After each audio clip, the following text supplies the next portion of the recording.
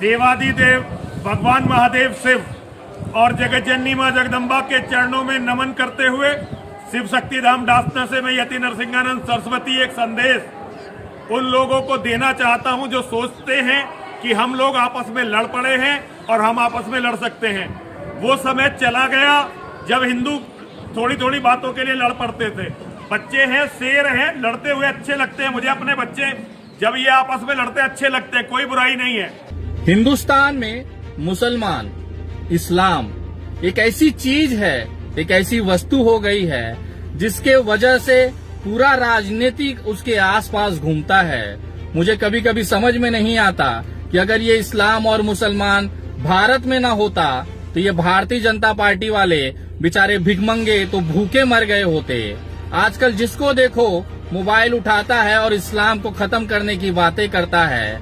एक भड़वा अभी ताजा ताजा पैदा हुआ है जो अपने आप को हिंदू मंदिर का महंत कहता है, लेकिन उसकी वास्तविकता आज मैं आपको बताता हूं और एक खास तोहफा उसके लिए मैंने बनाया है जिसकी घोषणा मैं इस वीडियो में करने जा रहा हूं। तो कृपया पूरी वीडियो जरूर देखें और उन भड़वों तक, खास तौर पे गाजियाबाद के उन भड़वों तक जरूर पहुंचाएं, क्योंकि उनका बाप विनय दुबे अब उस भड़वे को दीपक त्यागी, अरे दीपक त्यागी तो आप जानते नहीं होंगे, उसका जो असली नाम आप जानते हैं वो है यति सरस्वती, वो जो भी नंद है, तो उसको हम उठा के अब लाने वाले हैं, क्योंकि आज उसको एक तोहफा मैंने भेजा है। आशा करता हूं बहुत जल्द आप लोगों को पता चल जाएगा। लेकिन ये जो दीपक त्यागी जो अपने आप को यति नरसिंहानंद सरस्वती बतलाता है, ये वही दीपक त्यागी है जिसके घर के अंदर उसके दादा, उसके बाप कांग्रेस के पदाधिकारी रहे हैं। आज जिस कांग्रेस को ये पानी पी पी कर गाली देता है,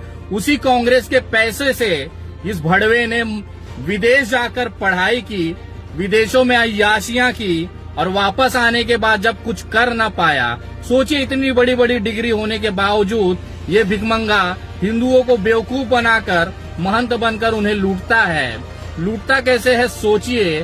पूरी जिंदगी इसके घर पर ये जो निवाला खाता था वो कांग्रेस का था, क्योंकि इसके दादा, इसके बाप कांग्रेस की कमेटी में पदाधिकारी थे। और आज यही भड़वा उसी कांग्रेस को गाली देता है जिसकी पूरी जिंदगी इसने रोटी खाई है।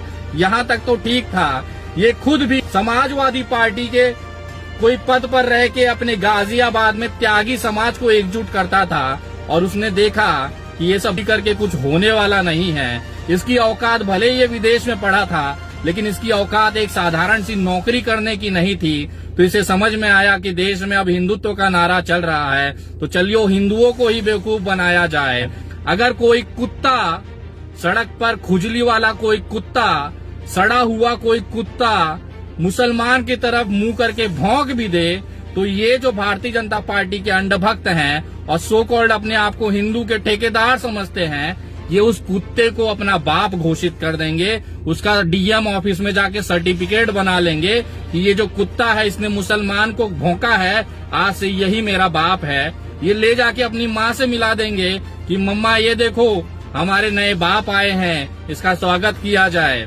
ये इसलिए मैं कह रहा हूँ, वालों का कोई जात धर्म और दीन धर्म नहीं होता है। जो भी मुसलमानों को गाली दे देगा, ये उसे अपने कंधे पे बिठा के अपना बाप बना के घोषित करके पूरा ब्रह्मांड घूमेंगे। आज से कुछ दिन पहले दिल्ली दंगा कराने वाले कपिल मिश्रा इनके बाप हुआ करते थे।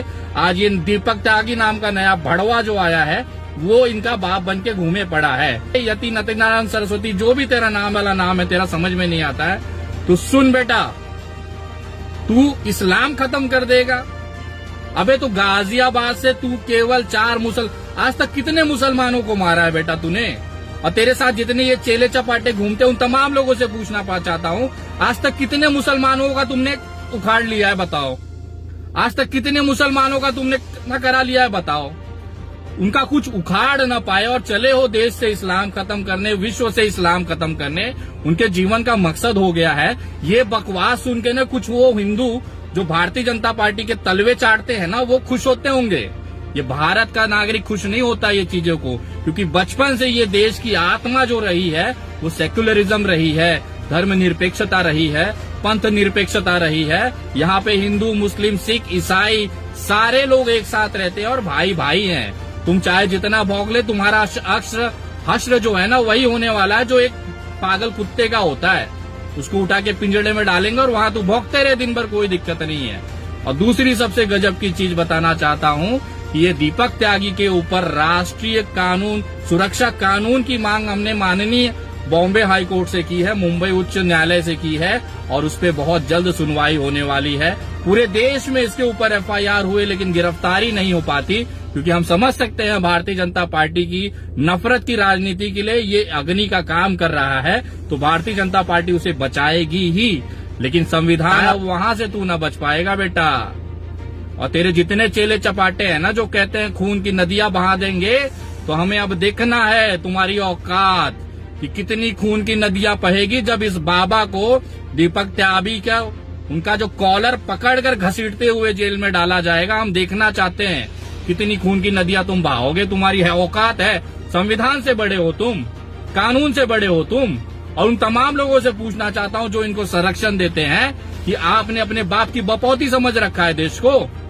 ये देश चलेगा संविधान से, किसी के बाप की औकात नहीं है इस यतीनंद भड़वा दीपक त्यागी को जेल में डालने से रोक सके। और अब इसके ऊपर रासुका लगाया जाएगा, वो भी महाराष्ट्र में। हमने याचिका दाखिल की है और हमने आज तक जितनी भी याचिकाएं दाखिल की है वो सारी की सारी सफल रही हैं। बहुत जल्द इस भड़वे को घसीटते हुए महाराष्ट्र लाया जाएगा और इसे धर्मनिरपेक्षता का वो मोहब्बत करने का पाठ सिखाया जाएगा। अगर उसके बावजूद भी ये सुधरा नहीं तो ये महाराष्ट्र है, यहाँ पिछवाड़े झाड़ू डाल कर ना मोर बना के नाचाया जाता है, मोर। और अब इस बाबा का नंबर है, ये जो ढोंगी बाबा है ना, ये ठीक वैसा ही है जैसे आसाराम थे और राम रहीम थे। इन्होंने केवल भावनाओं से खेला और अपनी तिजोरियां भरी। इनको लगता है कि हर कोई नागरिक बेवकूफ होगा, इनके चंगुलों में फंस जाएगा। तो हर कोई यहाँ पे क्या नहीं है, तुम बनाते होंगे किसी को, लेकिन अब नहीं बनेगा कोई भी यहाँ पर। तो अब तेरा नंबर आ गया है बेटा। खूबसूरत से जितना दिन खा पी सकता है खा ले, संवैधानिक तरीके से। ना तुझे गाली देंगे, ना तुझे मारेंगे, ना तुझे कुछ ना करेंगे।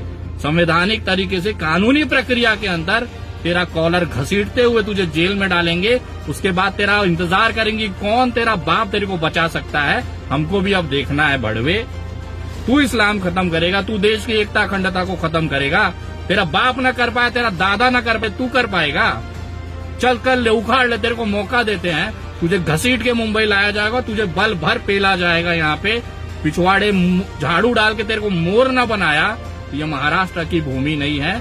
इंतजार कर, बस कुछ दिन और है बेटा, भौंक ले जितना भौंकना है। मैं धन्यवाद करता हूँ कि न्यायपालिका का जो इस तरह के प्रावधान उन्होंने रखा है, इस तरह के पागल कुत्तों को जेल में डालने के लिए जो उचित व्यवस्थाएं हैं वो हमारे हाथों में दी है। अब उसका हम संवैधानिक तरीके से पालन करेंगे, न इसे कोई धमकी देंगे, न गाली देंगे, न कुछ करेंगे। उन तमाम लोगों का भी मैं विशेष तौर पे निषेध करता हूँ जो सर कलम करने की बात करते हैं, इसको गोली मारने की बात करते हैं, इसकी हत्या करने की बात करते हैं। उन तमाम लोगों में और इसमें कोई ज्यादा फर्क नहीं है। वो भी जाहिल है और ये दूसरा जाहिल है। तो उन तमाम लोगों का निषेध करता हूं। मैं किसी का विशेष की बात नहीं कर रहा हूं, लेकिन न्यायिक प्रक्रिया से अब इसका इलाज किया जाएगा और बहुत जल्द किया जाएगा। और जितने तेरे चेले चपाटे हैं ना, उनकी औकात हमें पता है। और तू भौंक जितना भौंक सकता है बेटा, तेरा टाइम आ गया। जय हिंद, जय महाराष्ट्र।